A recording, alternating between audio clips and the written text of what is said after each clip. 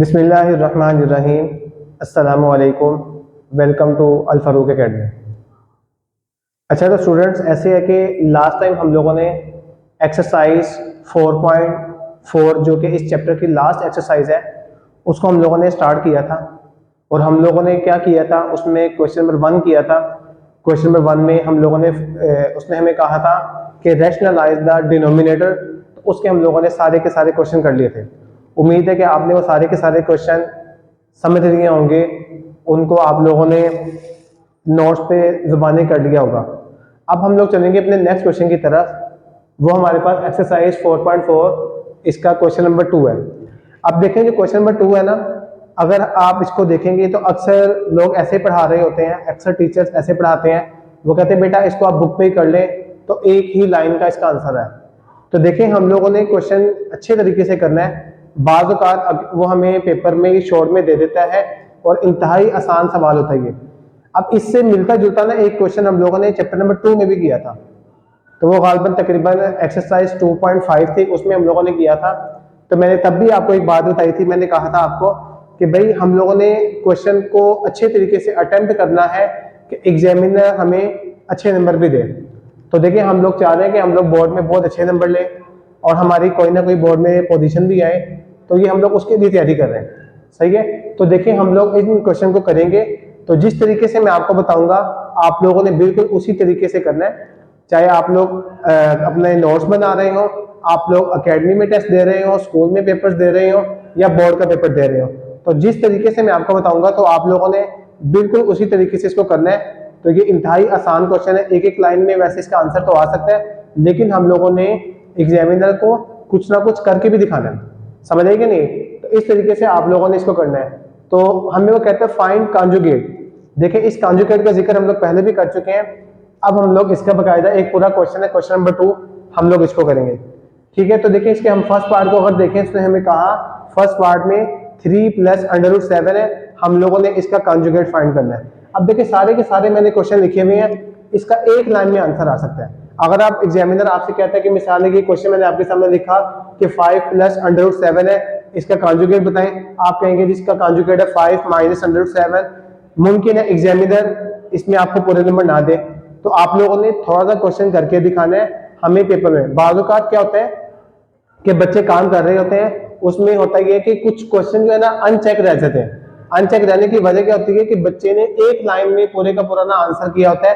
तो हम लोग ऐसे नहीं करना, हम लोगों ने बकायदा एक क्वेश्चन को उसको उसके सही तरीके से करना ताकि एग्जामिनर की उस पर सही तरह निगाह भी पड़े और वो हमें इसके पूरे नंबर दे। तो देखते हैं फर्स्ट क्वेश्चन इसका, वो हमें कहता है फाइंड कॉन्जुगेट। तो मैंने पहला स्टेप में क्या किया, मैंने कहा 3 + √7 था ना, इसको मैंने लेट कर लिया। मैंने लेट में क्या किया, z = 3 + √7। ठीक हो गया।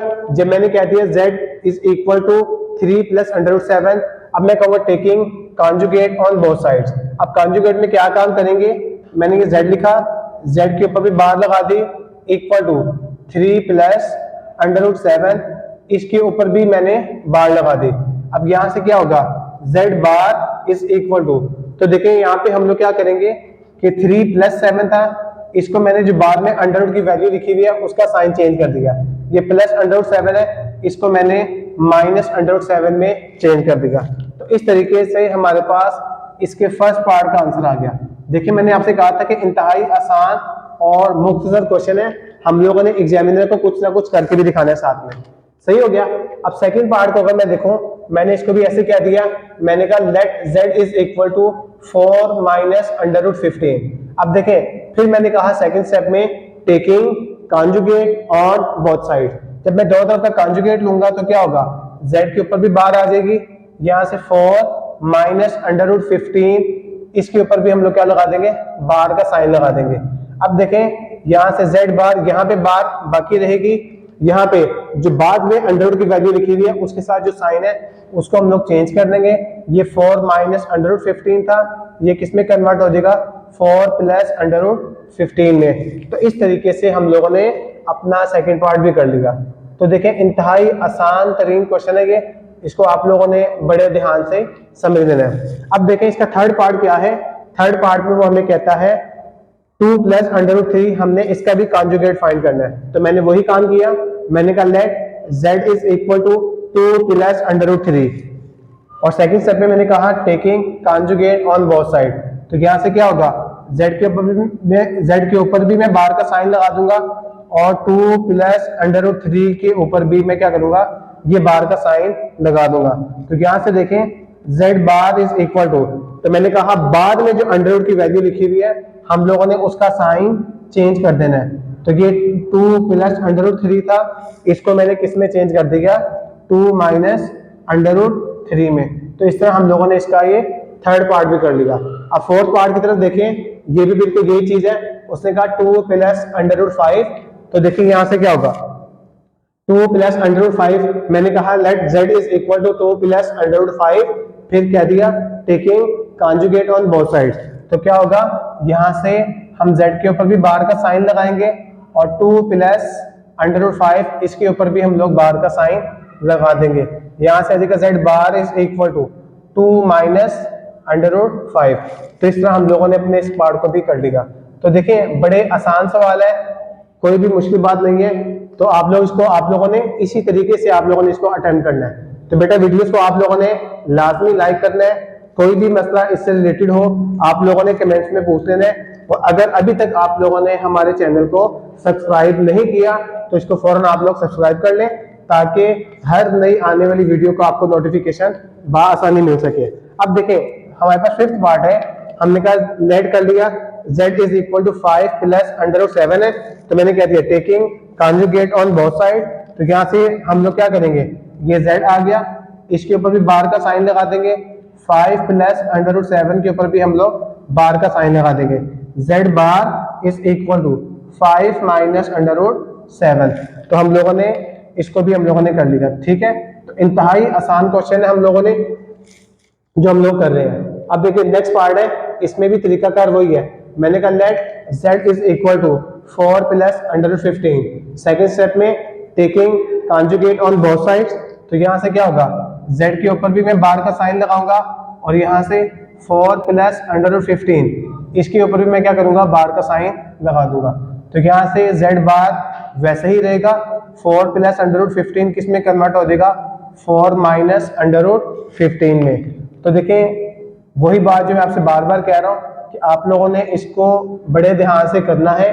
जिस तरीके से देखें, असल में ये क्वेश्चन करवाने का मेन मकसद क्या है, बच्चों को ये क्वेश्चन अटेम्प्ट करना ही नहीं आता है। तो इंतहाई आसान है। अब ऐसे तो नहीं है कि कोई आसान क्वेश्चन पेपर में आ जाए और आप उसमें जो है ना अपने जो है ना मार्क्स उसको लूज कर दें, ऐसा नहीं करना। आप लोगों ने जिस तरीके से बेटा मैं आपको करवा रहा हूँ, आप लोगों ने बिल्कुल इन स्टेप्स को फॉलो करना है और आप लोगों ने इसको कर लेना है, ठीक हो गया। तो 7th पार्ट क्या आता है हमारे पास, 7 माइनस अंडर रूट 6 है। तो मैंने कहा let z is equal to 7 plus under root 6। वही काम taking conjugate on both sides. जब मैं दोनों तरफ का कॉन्जुगेट लूंगा तो क्या होगा, यहाँ से z के ऊपर भी बार का साइन आ जाएगा, 7 प्लस अंडर रूट 6 इसके ऊपर भी हम लोग क्या कर देंगे, बार का साइन लगा देंगे। तो यहाँ से होगा कुछ इस तरह, z bar is equal to 7 plus under root 6 है, इसको हम किस में कन्वर्ट कर देंगे, 7 माइनस अंडर रूट 6 में। एक हम लोग बार का साइन भी खत्म कर देंगे और इस प्लस के साइन को, क्योंकि दरमियान में प्लस का साइन था, इसको हम लोगों ने किस में चेंज कर दिया, माइनस के साइन में। अब नेक्स्ट देखें हमारे पास इस क्वेश्चन का लास्ट पार्ट है, वो कहते हैं 9 प्लस अंडर रूट 2। तो वही चीज जो बाकी भी हम लोगों ने क्वेश्चन में किया, क्या बता, let z is equal to 9 plus under root 2। तो वही चीज taking conjugate on both sides. जब मैं दोनों तरफ का कॉन्जुगेट लूंगा तो क्या होगा, z के ऊपर भी बार का साइन आ जाएगा, 9 प्लस अंडर रूट 2 इसके ऊपर भी बार का साइन आ जाएगा। z बार वैसे ही रहेगा, यहां से अंडर रूट 2 की जगह हमारे पास क्या आ जाएगा, माइनस अंडर रूट 2। तो देखें इस तरीके से हम लोगों ने एक्सरसाइज 4.4 इसका क्वेश्चन नंबर 2 हम लोगों ने कंप्लीट कर लिया। उम्मीद है कि आप सबको बड़ा अच्छा समझ आ रहा होगा और आप लोग इसकी जुबानी साथ साथ नोट्स भी बना रहे हैं। तो ठीक है बेटा, तो वही चीज मैंने आपको पहले भी कही कि आप लोगों ने इसको इस तरीके से अटेम्प्ट करना है, ठीक है। जब आप इस तरीके से पेपर में अटेम्प्ट करेंगे तो इंशाल्लाह अल्लाह की इजाज़त से बहुत उम्मीद है कि आपके बड़ा अच्छा रिजल्ट आएगा, बड़े अच्छे नंबर आप लोग इसमें सिक्योर कर लेंगे, ठीक है बेटा। तो आज के लिए इतना काफी है, बाकी इंशाल्लाह नेक्स्ट टाइम।